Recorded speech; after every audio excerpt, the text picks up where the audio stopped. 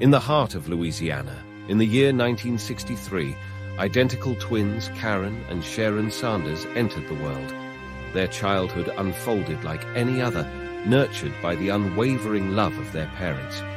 As the month of May blossomed in 1977, the Sanders sisters, now 14 years of age, found themselves visiting their grandmother. Her home was nestled in the small town of Marksville, Louisiana, a place with a population of only 5,000. On Monday, May the 9th, an unexpected guest arrived, their 18-year-old cousin, Keith Labard, a Marine. He confided in the sisters, revealing that his house was in a state of disarray and pleaded for their assistance in restoring order. Karen and Sharon both nodded in agreement. Later that evening, at 9 o'clock, the twin sisters found themselves settling into their cousin Keith's car, ready for a ride to his place. On their way, the trio made a quick stop at a gas station. It was there that they encountered a dark-skinned man who asked for a ride. The sisters were immediately uneasy about the request, but their brother Keith, ever the agreeable one, gave a positive response. The stranger climbed into the car and began directing them down a path none of them recognized. They drove for roughly 10 kilometers, leaving Marksville behind, and ventured onto a desolate, narrow road where there wasn't another soul in sight. Net advita.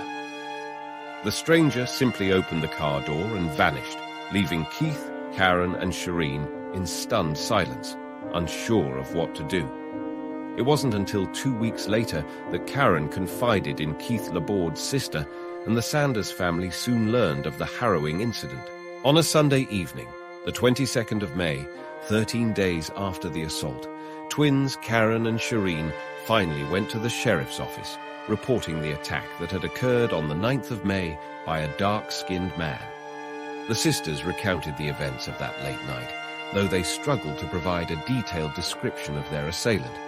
They confessed that all dark-skinned men appeared the same to them. Karen and Shireen could only recall that the man was wearing dark maroon trousers and a dark silk shirt adorned with decorative embellishments.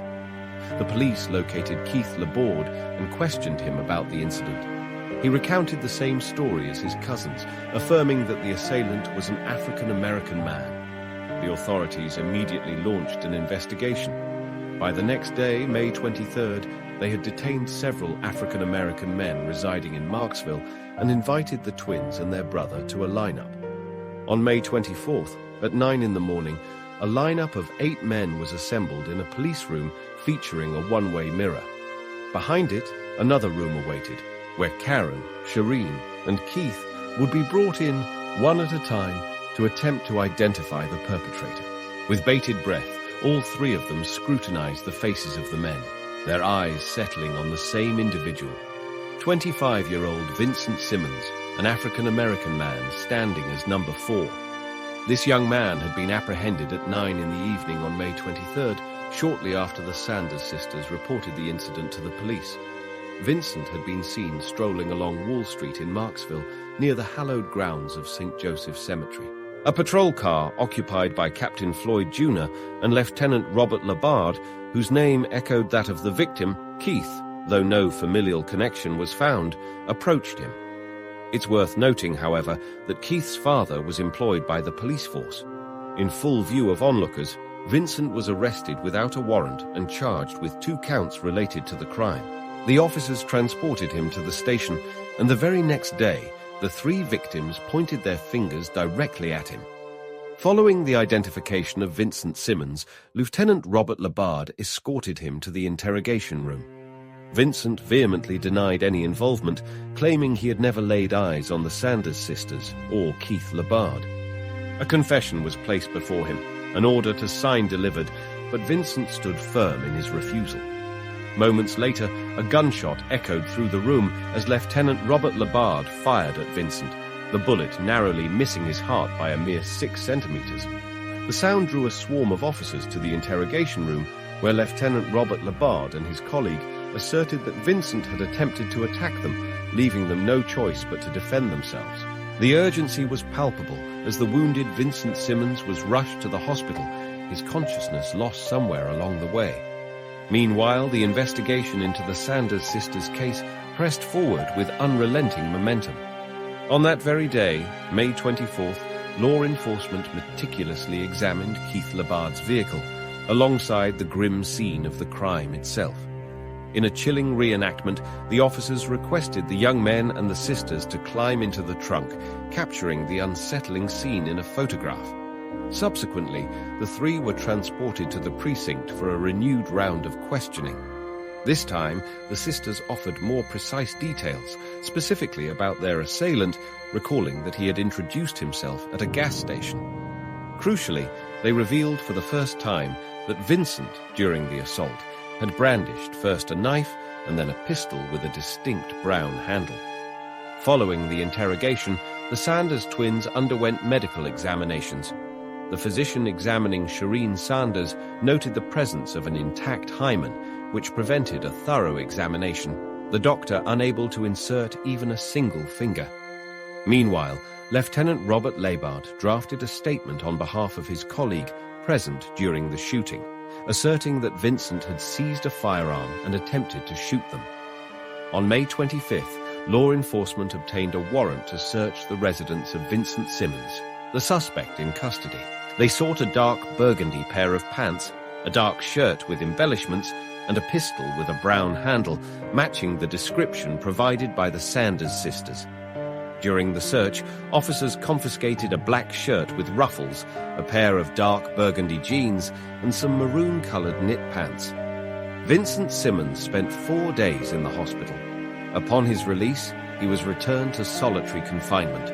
He continued to maintain his innocence, steadfastly refusing to confess to the alleged crime. On the 10th of June, the Owyhee County Grand Jury indicted Vincent Simmons on 2 counts, assault and attempted murder. That very day, the physician who examined the Sanders sisters provided his medical report. A month later, on the 14th of July, the Assistant District Attorney motioned to amend the indictment. He sought to alter the charges, asserting that Vincent Simmons had not assaulted Khan and Sharon, but only attempted to do so. On the 19th of July, 1977, more than 2 months after the crime, the trial commenced. Vincent Simmons maintained his innocence, insisting that he had never met the victims. Furthermore, no physical evidence surfaced that linked him to the crime. Vincent Simmons, a young man of 25, stood accused, and despite the odds, the jury found him guilty. The gavel fell, and the judge sentenced him to a century behind bars. Simmons was then transported to the infamous Angola prison in Louisiana to begin serving his 100-year sentence. However, even as the heavy gates clanged shut behind him, Simmons began his fight to overturn what he believed was a wrongful conviction. 16 years later, in 1993, Simmons finally managed to obtain a copy of the Sanders sisters' case file. Within those pages, he uncovered a wealth of information that had never been presented in court. He discovered that during her initial interrogation, Sharon Sanders didn't know his name. In her statement from May 22, 1977, she referred to her assailant only as N and admitted she couldn't recall his features. Vincent stumbled upon a telling photograph within the case files, a lineup of 8 individuals suspected of involvement. What stood out was that he alone was in handcuffs. Delving deeper, he uncovered a medical report documenting examinations of the women conducted 2 weeks after the alleged assault. The report revealed no physical evidence of violence. Furthermore, it was noted that Shireen had never engaged in intimate relations. Driven to clear his name, Vincent Simmons fought back in court in 1997, armed with these overlooked details from the very case against him. Key among them was sworn testimony alleging that Karen Sanders had suffered abuse at the hands of her cousin, Keith Laborde, whose father, John Laborde, served within the police force. Simmons alleged that officials systematically coached the Sanders sisters and Keith Laborde to name Vincent and to fabricate a story about how and when the attack occurred. The Sanders sisters confirmed that they didn't initially name Vincent in their first statement, explaining that they were extremely frightened and feared retaliation. They only identified him later. The twins testified that Vincent Simmons wasn't wearing handcuffs at the time of identification. A police officer present at the scene testified that Simmons was only handcuffed after all 3 victims had pointed him out, and the photograph was taken after that. In 1997, Vincent Simmons was unable to prove his innocence. He was denied parole. The entire hearing process was recorded on camera. In the year 2020, a New York prosecutor named Justin Bonus stumbled upon the case file of the Sanders sisters, and it immediately ignited a fire within him. A fire of injustice, to be precise. Bonus was utterly convinced that Vincent Simmons had been wrongfully convicted. Taking up Simmons' cause in 2020, he vowed to overturn the man's unjust imprisonment. Bonus reached out to a prominent record executive who generously provided substantial funding. This enabled the hiring of a private investigator in Louisiana to delve into the long-dormant case. The investigator unearthed a crucial witness, Dana Broylette, Keith Laborde's cousin. Broylette revealed that Keith, in a moment of drunken candor, confessed that Vincent Simmons, already behind bars at the time, wasn't with him and the twins on that fateful night. Furthermore, Keith admitted that only the three of them had been present at the roadside location. They never encountered anyone at a gas station, nor did they offer a ride to anyone. Keith confided to his cousin that he locked Sharon in the car's trunk that evening while he engaged in a consensual, intimate act with Sharon. During a sexual encounter, one of the twins left Keith with deep scratches on his neck. He confessed to Dana that Karen had been like a kitten in that moment. Dana Broylette told the private investigator that she believed Keith Laborde and Sanders concocted the story about the dark-skinned man because they were terrified that an adult might discover their nighttime escapade and see the scratches on Keith's neck. Following this shocking revelation from Dana, the detectives contacted Keith Laborde by phone. The man denied ever having an intimate relationship with Karen Sanders. He claimed that they were just friends, playing together like children, nothing more. Keith, 43 years after the crime, earnestly maintained that Vincent Simmons was guilty. Years later, he unleashed his pent-up fury in an interview with CNN, directing his anger towards black people. He swore, threatened, and hurled insults at Vincent Simmons, ultimately declaring, "It was all real, it all happened, and I want nothing more to do with it. I don't want to look back. I'm done with this crap." In the early months of 2022, Vincent Simmons was granted a new trial on appeal. Vincent's legal team argued that, similar to the present day, back in 1977, Keith Laborde was a racist who never associated with black individuals, let alone offered one a ride late at night. In court, Keith's cousin, Dana Broylette, testified about her brother's confession. The Sanders sisters reached an agreement with the district attorney's office to permanently drop all charges against Vincent Simmons. The twins stated they were weary of enduring another trial related to the case. Acknowledging their exhaustion, the sisters admitted to carrying the emotional weight of the tragedy for over 4 decades, an event that irrevocably altered their lives. On the 14th of February, 2022, a judge ruled that Vincent Simmons' trial had been unfair. Consequently, all charges were dismissed, leading to his complete exoneration. The man was released from prison 3 days before his 70th birthday, having spent 44 years behind bars.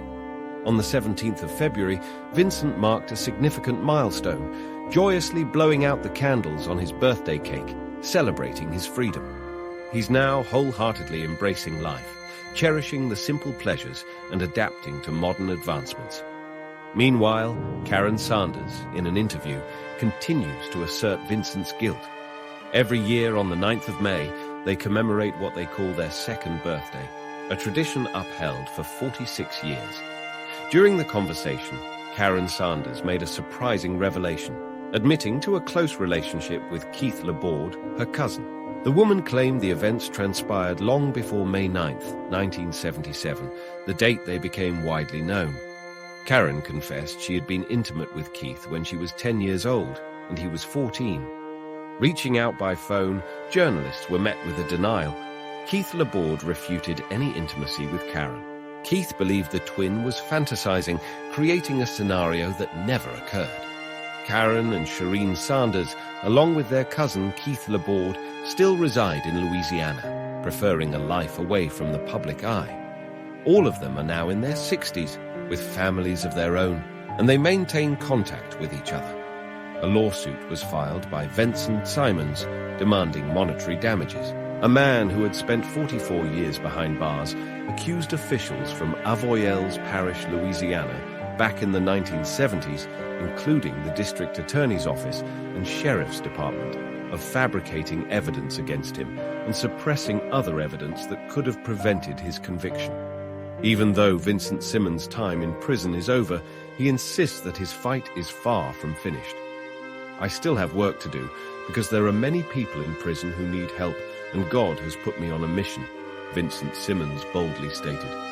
The Wilkinson family lived in their own home in Stourbridge, UK. 47-year-old Peter Wilkinson was a manager at a construction company. His 50-year-old wife, Tracy Wilkinson, had worked in medicine for many years and had struggled with alcohol addiction, but managed to overcome it after treatment. Having entered remission, the woman dedicated her time to volunteering at the center, using her experience to guide others through their own challenges. Peter and Tracy Wilkinson had a full house with their 18-year-old daughter, Lydia, and 13-year-old son, Pierce. Lydia, a bright and ambitious young woman, had just embarked on her journey to become a biologist at medical university, embracing the independence of dorm life. Young Pierce was still in school, and their family was completed by Wilkinson, their beloved dog, who was very much considered a cherished member of the household. One day in March of 16, Tracy's heart went out to a young man she spotted outside the local supermarket, huddled on a cardboard box. It was clear he was freezing and in dire need of help. In the sweltering heat of June, a woman felt a pang of sympathy for a man she found in a state of distress. She gently roused him, inquiring about his name. He mumbled that he was Aaron Barley, 23 years old. Tracy, emboldened by her compassion, offered her assistance. As the story unfolded, it became clear that Barley was utterly alone in the world. He had no family, no friends, no money, and no place to call home. Furthermore, the young man was battling a severe addiction to illicit substances. Following a brief exchange, they both got into Wilkinson's car, and the woman drove Aaron to a homeless assistance organization. Tracy covered Aaron's dormitory stay, and as he had absolutely no funds, she arranged for daily breakfasts, lunches, and dinners to be delivered to him. Tracy shared with her husband that she had helped a young homeless man, and soon after, she invited him to their home for a family dinner. Aaron was a hit with everyone. He connected with Tracy's husband, Peter, as well as their daughter and son. At one point during dinner, Aaron expressed that he simply needed someone to give him a chance. Peter decided that he could be the one to offer that chance to the homeless young man. 3 weeks later, the man offered him a job at the construction company he managed. In April of 16, Aaron Barley accepted the offer and began working as a general labourer in Newport, South Wales.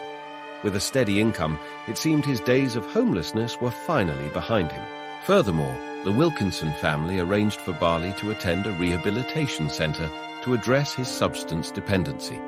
However, just 5 months after starting, in September, Aaron Barley was asked to resign from his position. His colleagues had noticed a disturbing change in his behaviour. He became rude to his co-workers and started missing shifts, signalling a troubling turn in his newfound stability. Aaron had relapsed, returning to his old habits. After his dismissal, Barley vanished, only to reappear on their doorstep in November of 16. He was found asleep on the driveway, battered and freezing. Tracy, filled with compassion, convinced her husband, Peter, to bring him inside. Peter roused Aaron, helping him into the warmth of their home. They offered him hot tea and a chance to recover. Tracy believed that the homeless man deserved a second chance at life. Having recognized Aaron's dire situation, she swiftly located a small apartment for him near their own home, generously covering the first month's rent. Following this act of kindness, she contacted a local municipal organization to arrange financial assistance for Barley, hoping to provide further stability. Simultaneously, Aaron secured a new position at a furniture factory.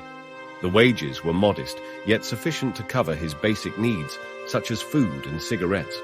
Slowly but surely, Aaron's life began to mend. Overwhelmed with gratitude, Aaron considered the Wilkinson family as his own. They, in turn, treated him as a beloved son. He visited them about twice a week, often staying for supper, and sometimes assisted the couple with household chores.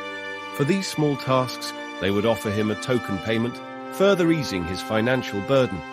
Christmas of 2017 arrived, and Aaron gifted Tracy a card, inside of which he wrote a message as a mother, something Tracy had never known.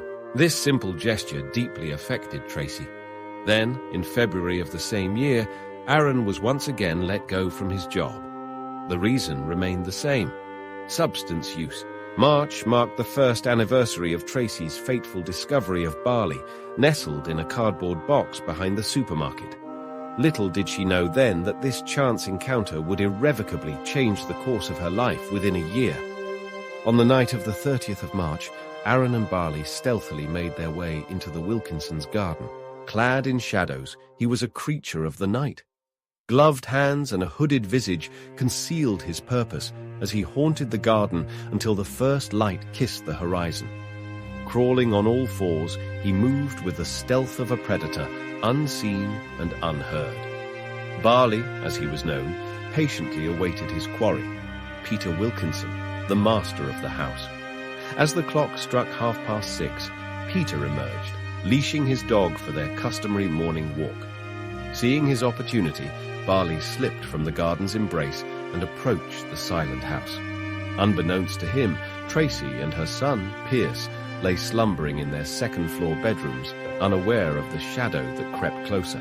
Barley let himself in through the back door of the silent house. His first act was to grab a knife from the kitchen. Then he ascended the stairs to the second floor, where he crept into Tracy's room and attacked her while she slept soundly in her bed. A while later, Peter returned from his walk, approaching his home. He peered through the windows, a slight smile forming as he assumed his wife and son were still fast asleep. He rang the doorbell. Silence. He tried the handle. Locked. No one came to the door. As Peter stepped through the back door of his house, Barley ambushed him, leaping from behind a wall with a knife. A fierce struggle erupted between the two men. During the brutal fight, Barley screamed hateful words, consumed by rage. He plunged the blade into Peter 6 times, twice into his abdomen, twice into his back, and twice into his face. With the deed done, Barley fled the house, jumped into the Wilkinson family's Land Rover, and sped off into the unknown. Peter, despite his grave wounds, somehow managed to stumble out onto the street. Aaron sped away in his car. He slumped into a chair on the patio. A sudden crimson stain bloomed beside him. Only as oblivion crept in did the man realize he was dying. Peter, frantic, dialed 911, reporting the assault. As he spoke to the dispatcher, a horrifying realization washed over him. His lungs were filling with blood. Each breath became a struggle. The man felt his life ebbing away with every passing moment. Driven by a desperate hope for escape, Barley was certain he remained unseen. But as he tore through the city streets at breakneck speed, his recklessness caught the eye of the police. They immediately gave chase. Barley, flouting every traffic law imaginable, weaved through lanes and even mounted the sidewalks, desperate to outrun his pursuers.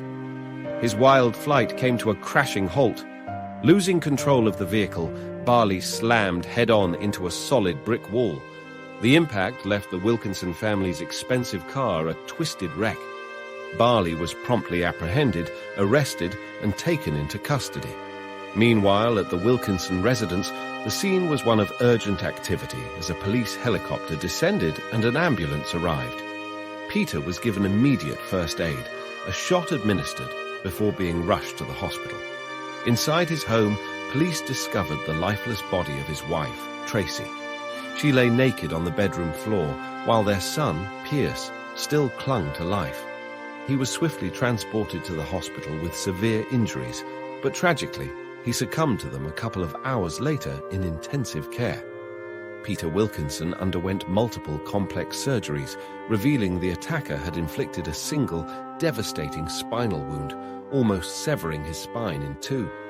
Their eldest daughter, Lydia Wilkinson, recounted that her boyfriend had called her that terrible morning, urging her to check the news.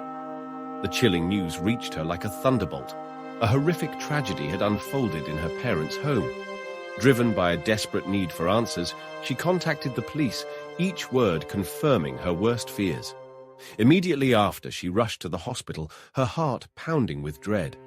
There she found her father, Peter, entangled in a web of tubes and monitors.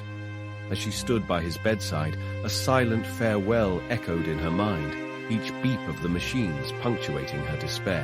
A wave of terror washed over Lydia as the realization crashed down upon her. She was utterly alone. The daunting task of arranging a dignified funeral now rested on her shoulders, each detail a painful reminder of her loss. Lydia confessed that she had never known such profound pain. In a single, devastating moment, the foundations of her imagined happy future had crumbled to dust. On the evening of March 30th, a stroke of luck occurred as Peter Wilkinson regained consciousness, having miraculously survived the ordeal. After spending 11 days in the hospital, Peter, accompanied by his daughter, returned to their ravaged home. They found solace in the outpouring of support from loved ones as well as from compassionate strangers within the town. Flowers adorned the Wilkinsons' doorstep, candles flickered in solidarity, and offers of assistance poured in from every direction. Meanwhile, 24-year-old Aaron Ball, the perpetrator of the crime, was already behind bars, facing the consequences of his actions. Following his arrest, Barley declined to provide a blood sample, which could have revealed whether he was under the influence of alcohol or drugs on that fateful day. When presented with surveillance footage showing him prowling in the Wilkinson family's garden, Barley confessed to assaulting their son, Pierce. Peter Wilkinson, the sole survivor, recounted his last encounter with Barley just 3 weeks before the horrific attack. He remembered Barley joining them for a casual dinner. The evening was ordinary, filled with simple pleasures like shared plates of chicken and cold beer. Detectives were baffled, struggling to comprehend Barley's motive. The Wilkinson family had shown him nothing but kindness and support. Why would he commit such a brutal act against a woman and her family who had cared for him? As investigators delved into the background of Aaron Ball, a disturbing pattern emerged. The young man had a prior criminal record. His rap sheet revealed a staggering 21 separate offenses. Arena's parents shared a unique bond. They were blood relatives. His mother, Jane, toiled at a factory, while his father, Brian, crafted carpets with skilled hands. Brian was 19 years her senior and, remarkably, also her uncle. A psychiatrist who later examined Arena speculated that this union of niece and uncle might have contributed to Arena's distinctive appearance. Tragedy struck early. When Arena was only 4, his father succumbed to cancer. Just 2 years later, a sudden heart attack claimed his mother's life. Arena was orphaned. Initially, an uncle took him in, but soon relinquished the responsibility of caring for the troubled young boy. A young man named Barla spent his childhood in an orphanage, experiencing the fleeting hope of foster families, only to be returned time and again. He attended a special school, where his rebellious nature and penchant for breaking rules earned him a reputation as a defiant troublemaker. A classmate once revealed that Barley allegedly plotted an assault against 2 female students. His first recorded transgression occurred at the age of 12 when he physically harmed a fellow student. Barley dropped out of school in the 9th grade, and soon after, local newspapers reported that he and 2 of his friends had vanished without a trace. 16-year-old Aaron Ball and a companion ran away from their boarding school. Aaron had been living in a dormitory that offered free housing to homeless youth, supplemented by assistance from a charitable organization. Aaron often fabricated tales of abuse at the hands of his parents, claiming they were alcoholics who beat him, and falsely asserted that they were still alive. Despite the support he received, Aaron had several encounters with the law, including arrests for possession of a firearm, arson, assaulting a police officer, and drug possession. At the age of 18, Aaron Ball's life took a dark turn when he was sentenced to 3 years in prison for severely assaulting his girlfriend. Upon his release, Aaron drifted aimlessly, piecing together a meager existence through odd jobs. His life spiraled further into despair as he succumbed to substance abuse, ultimately finding himself homeless. In a stroke of luck, he encountered the Wilkinson family, who were determined to help him rebuild his life. Aaron's uncle recounted that he had always perceived his nephew as a healthy individual. Their last conversation occurred 6 months prior to the incident, during which Aaron was employed, had a place to live, and spoke highly of the Wilkinson family. When Baal lost his final job, he informed his neighbors that he would soon be relocating. The eviction notice was inevitable. He knew it in his heart. Whispers had been circulating among the neighbors, unsettling observations about Aaron's evolving affections, a shift that now included men, not just women. In the courtroom, Aaron Barley confessed to the murders of Tracy and Pierce Wilkinson. The motive remained shrouded in mystery, a puzzle he refused to solve. Tears streamed down his face as he spoke, culminating in a broken apology to the Wilkinson family. The prosecution theorized that Baal's descent into desperation, the loss of his job, the looming specter of homelessness, had fueled his rage. It was, they argued, an act of vengeance against those whose lives shone brighter than his own. Days before the crime, a heated phone argument erupted between Aaron and Tracy when she refused to continue paying for his cell phone. A fellow rehab patient testified that Barley kept a kill list containing the names of a police officer and a prison employee.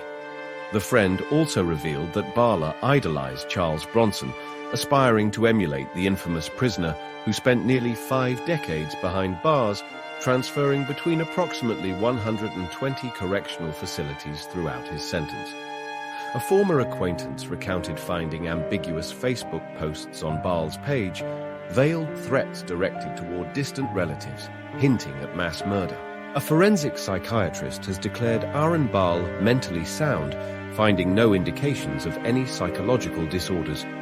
In October of 2017, 24-year-old Aaron Baal received a life sentence with the possibility of parole after 30 years, having been found guilty of unspeakable acts. Peter and Lydia Wilkinson still reside in the home where the horrifying tragedy unfolded. The house holds profound sentimental value, as it was the backdrop to the most cherished moments of their once joyful life. Lydia has made it known that she will never forgive Aaron Baal, as he shattered her existence.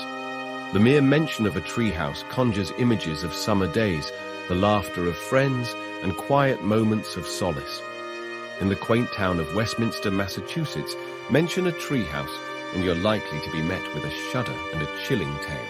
It began on June 23rd, 2018, when 20-year-old Brendan Chickles, a heating systems technician, told his mother he was heading to Ringe, New Hampshire, to visit his father. He hopped into his grey Honda and set off. That was the last time his mother saw him alive. When the young man failed to return home, an anomaly for the responsible Brendan, his mother contacted the police on June 24th, desperately seeking their help. The initial search yielded nothing. Investigators discovered that Chickles never reached his father's place that day. None of the surveillance cameras along the route to Ringe captured his vehicle. Brendan vanished as if swallowed by the earth. Almost a week later, on June 29th, Brendan Chickles's car was found in a supermarket parking lot in Ringe, New Hampshire. The vehicle was unlocked, with the keys still inside. Upon inspection, police discovered a chilling detail. The interior had been meticulously cleaned, every surface wiped free of fingerprints. It became clear that the young man was in danger. Then, on July 10th, 17 days after Brendan's disappearance, and roughly 2 miles from where his car was abandoned, a woman on her morning jog spotted a black trash bag sealed with duct tape on the roadside. A foul odor hung in the air, a grim prelude to the discovery inside the sack. It was Brendan, his body wrapped in a shroud of dread. The medical examiner's report painted a stark picture.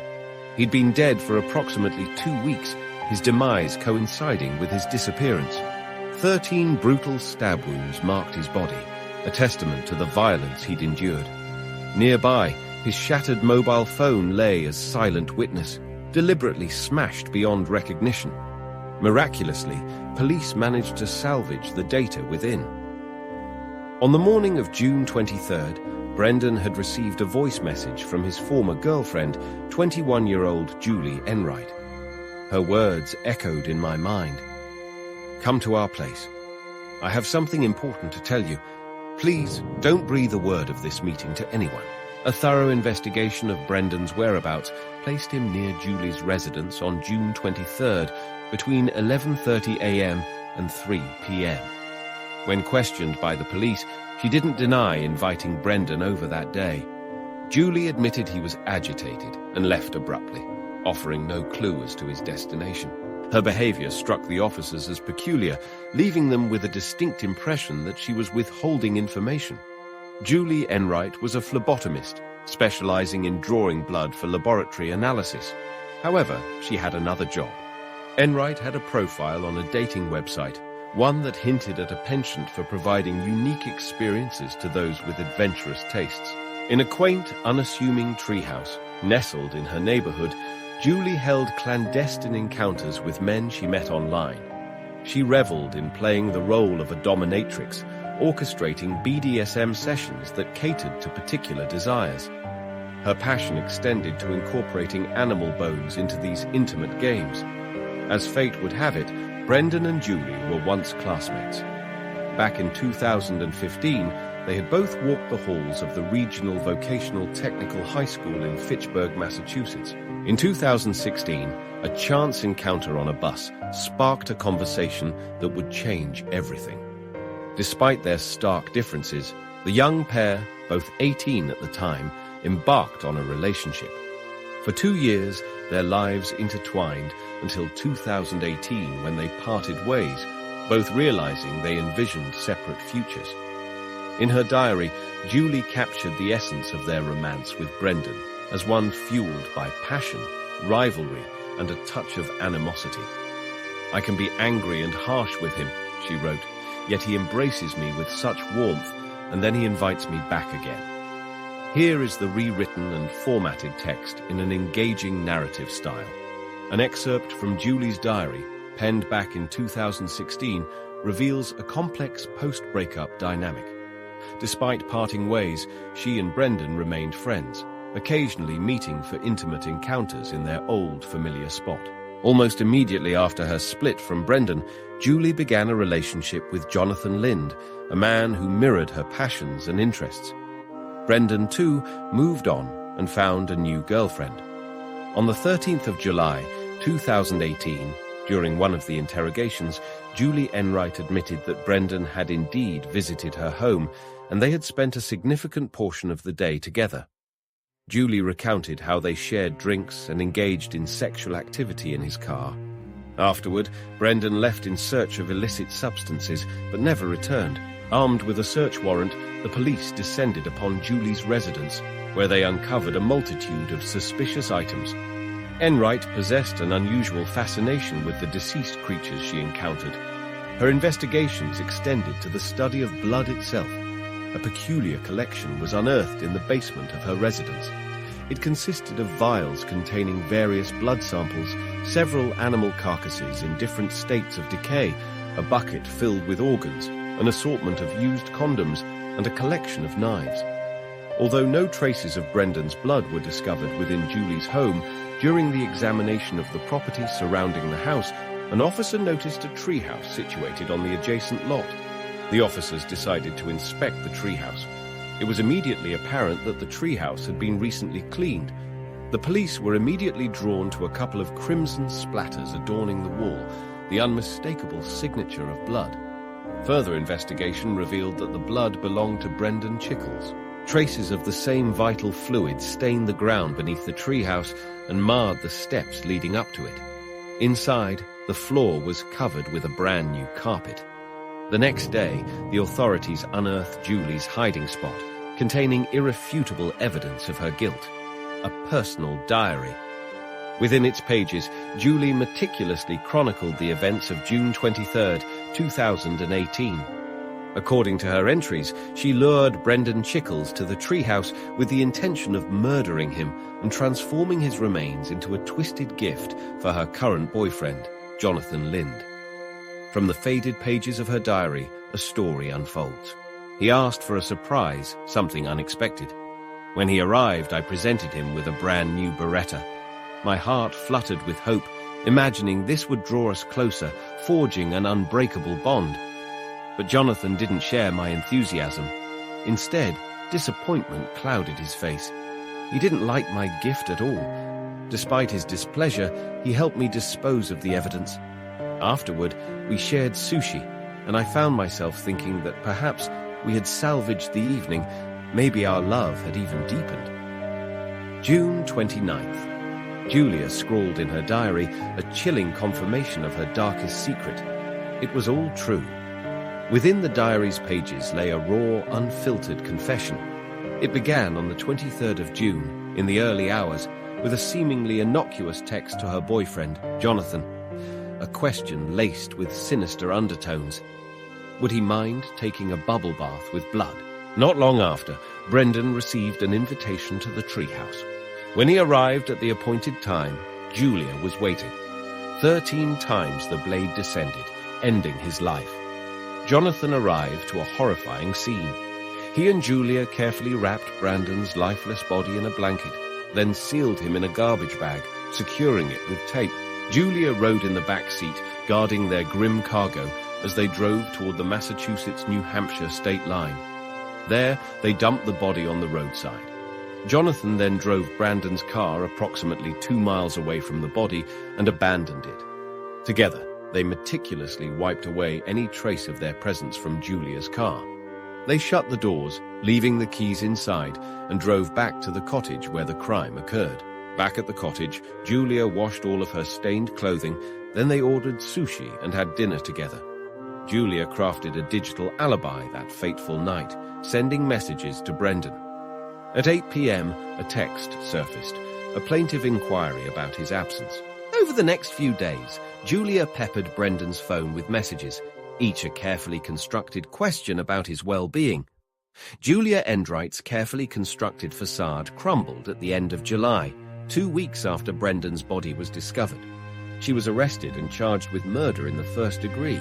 A neighbor, whose property held the grim cabin, revealed to investigators that she hadn't been inside since April of 2018.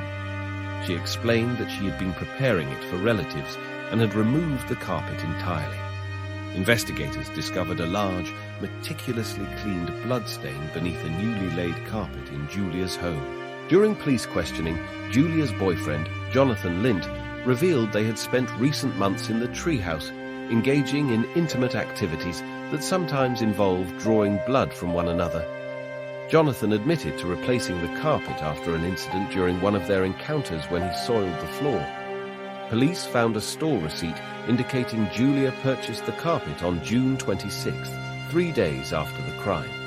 She was alone at the store. Inside Tiote Prose's vehicle, a chilling discovery awaited. Traces of Brendan's bloodstains marred the driver's side floor mat. Furthermore, Julia's briefcase was located within the car, revealing documents, notebooks, and business cards which contained explicit photographs, confirming her involvement in BDSM activities. A week and a day before the crime, Julia sought to abort a fetus, but implored the medical staff to return the conceptus. A macabre desire consumed her as she yearned to examine the fetal remains and manipulate the bones. Brendan had no connection to this disturbing event. Despite these unsettling revelations, a forensic psychiatrist deemed Julia Endrate mentally competent, dismissing any significant psychiatric disorders. During the trial, the defendant dramatically altered her account of events. The woman claimed that Brendan had assaulted her, forcing her to defend herself. According to her lawyer, Brendan arrived at Julia's residence with the intention of engaging in sexual activity. Julia rejected him, as she was already involved with another man. However, her refusal did not deter Brendan, who persisted in his advances. In response, Julia retrieved a knife she habitually carried, closed her eyes, and struck her former boyfriend. Julia's defense team asserted that her passion for medicine drove her to study animals, examining and preserving their internal organs. Driven purely by a desire to learn and explore the darker corners of the human psyche, Enright harbored a fascination with death, chronicled in the pages of her personal diary. "I have an insatiable curiosity to know what it's like to kill a person," she confessed in one entry, revealing a chilling contemplation. She even fantasized about saving the planet by reducing overpopulation. As early as 2016, her journal entries alluded to a disturbing yearning to commit murder and vanish into the wilderness. These unsettling thoughts emerged shortly after a painful breakup with a former boyfriend. During the court hearing, she dismissed these entries as mere morbid fantasies, a desperate attempt to appear dark and ominous. Haunted by the occult and obsessed with the rocker Marilyn Manson, Julia Enright's dark passions spiraled into the unthinkable. During her trial, a chilling detail emerged from a friend. Julia would hasten the decomposition of dead animals by wrapping them in plastic and leaving them exposed to the elements. Faced with overwhelming evidence, including damning entries in her own diary, Julia's courtroom pleas rang hollow. The jury remained unconvinced and found her guilty. On November 29, 2021, 24-year-old Julia Enright received a life sentence with the possibility of parole after 25 years. Her lover, Jonathan Lind, was convicted of accessory after the fact, misleading investigators, and perjury, receiving a 10-year sentence. Following the verdict, Julia Enright spoke her final words. With each passing day, the weight of it all lingers, a constant yearning to rewind time. Perhaps these words offer a semblance of solace. To his parents, his siblings, to all those he held dear, and to my own family and friends, I extend my deepest apologies. Know that every night, my prayers encompass not only my own loved ones, but also each and every one of you. Guard your well-being and that of your loved ones,